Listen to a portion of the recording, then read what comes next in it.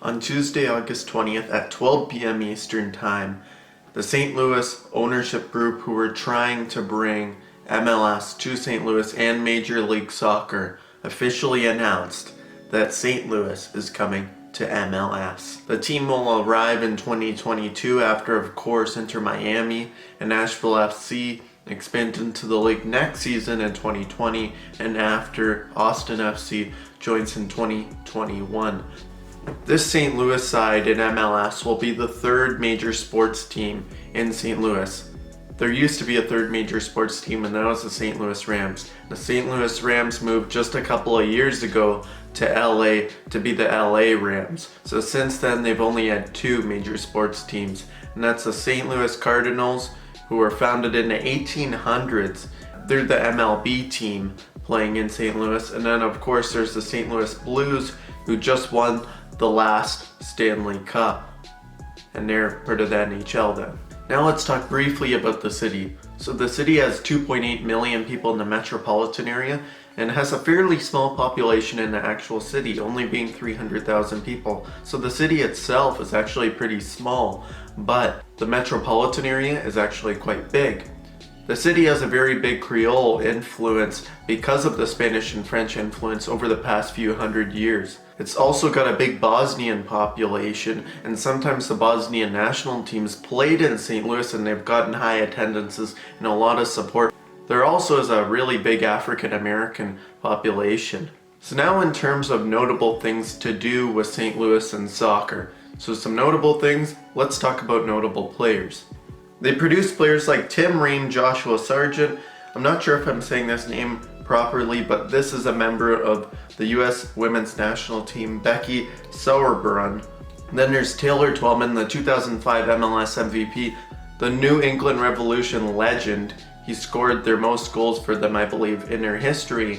The record attendance for a soccer game in St. Louis was 54,000, just over 54,000, and it was between Inter Milan and Real Madrid in August of 2013.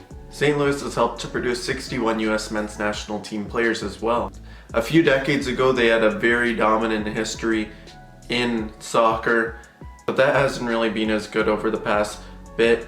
They've won 91 national championships. This includes the NCAA, the US Open Cup, Amateur and U19 Cups, NAIA, and NJCAA titles. So let's talk about the ownership too. So the ownership is led by the Taylor family and Jim Kavanaugh.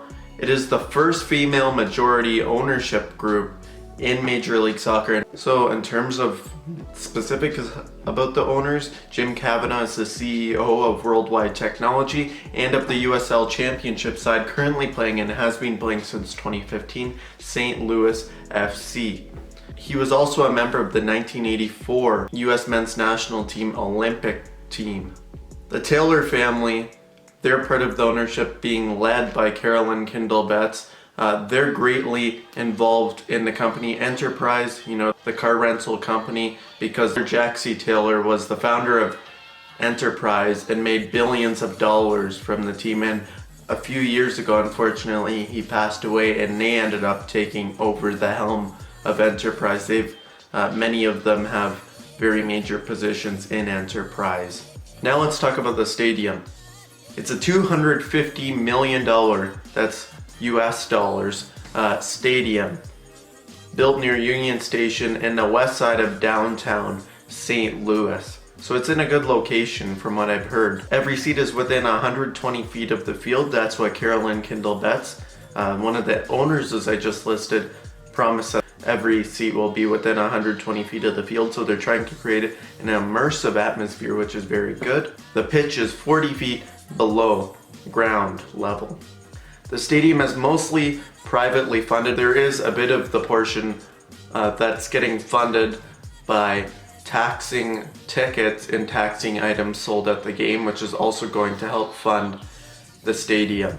Now let's talk about the architects. So there's Snow Krylik Architects that's working with HOK or Hawk, I'm not quite sure what you call it, but HOK is very notable as they're currently helping to design Inter Miami Stadium, and they've also helped to design Mercedes-Benz Stadium and Avaya Stadium, Mercedes-Benz Stadium, of course, Atlanta Falcons and Atlanta United Stadium.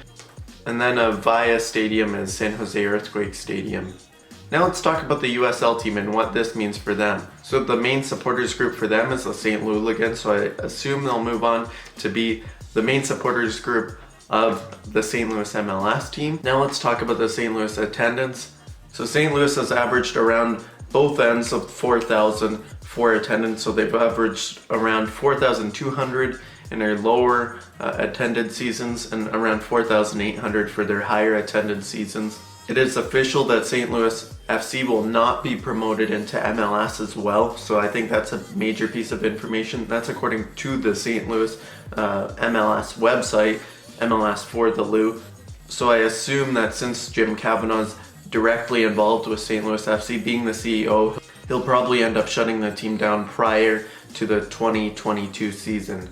St. Louis has had interest in bringing an MLS team to the city since even 2007, where a local lawyer tried to bring a team to St. Louis because he was trying to relocate Real Salt Lake to St. Louis, because the Real Salt Lake owner said that if the stadium that he had proposed wasn't approved, he would sell the team, he would sell Real Salt Lake, and Jeff Cooper was interested, the local lawyer was interested in buying the team and moving the team to St. Louis. Though the owner of the team didn't end up selling the team to the local lawyer, and he got the stadium approved instead, so that never happened. And then there's been multiple expansion attempts in years like 2007, 2008 to 2009, 2014, 2017, and the latest one was from 2018 to 2019. Thank you for watching my video. Please like and subscribe.